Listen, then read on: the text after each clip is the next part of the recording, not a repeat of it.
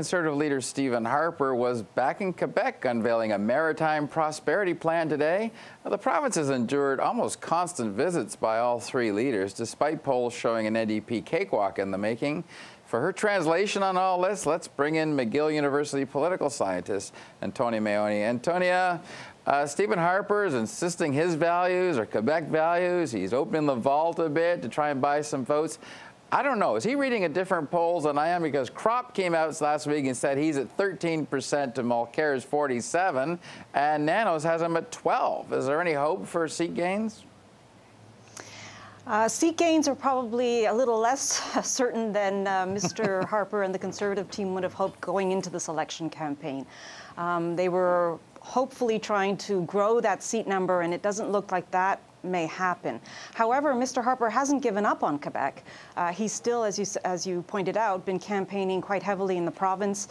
He's been making promises on infrastructure, on the Quebec Maritime initiative.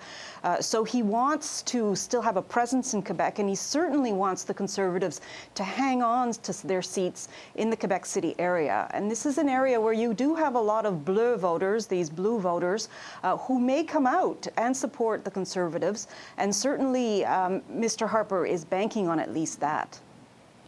The Liberals, wither the Liberals, I guess, they're looking in the Montreal area. But, you know, there's some spinners on the NDP tour who think they're far enough ahead that they can target Justin Trudeau for a takedown. Are they dreaming?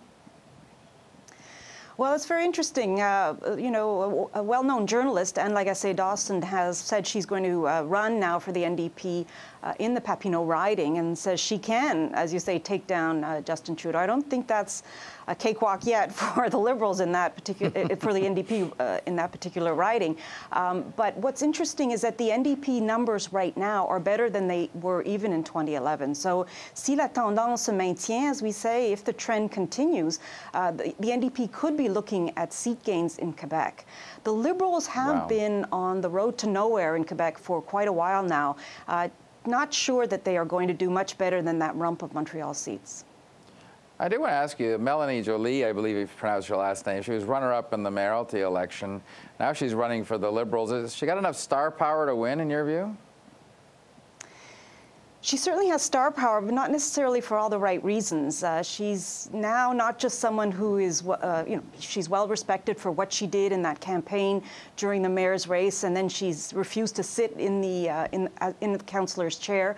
So some people have actually made fun of her in the sense that she hasn't taken up her responsibilities. She didn't do it then, and she was in effect parachuted into that riding even after the Liberals said they weren't going to get involved in local level campaigns. So it's a mixed bag for Melanie Joly. It was a very, very close riding that she won the nomination for, very bitter as well. So she may end up winning a Hunsik, but I don't think that means that she's still necessarily as much of a star as the Liberals would have hoped.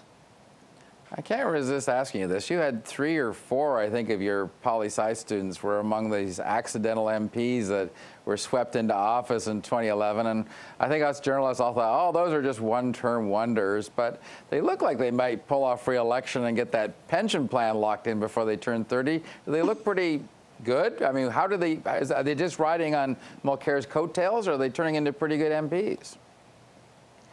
Well, they are riding the NDP, the second wave of the NDP, the second coming of the NDP, if you will. But they have also done what many NDP MPs have done, which is that they've gotten out there and they've made their name known in their ridings. They've actually worked those ridings quite well. And it's been difficult for some of them, right? They really were just names on ballots. But they've gone from being what we call lampposts to actually being engaged members of parliament. And I think that's a testimony to their energy and also to the NDP's deeper commitment to Quebec. I think it's testimony to you as an instructor there. Thank you very much, Antonia. Appreciate you coming on. All right, then. Thanks, Don.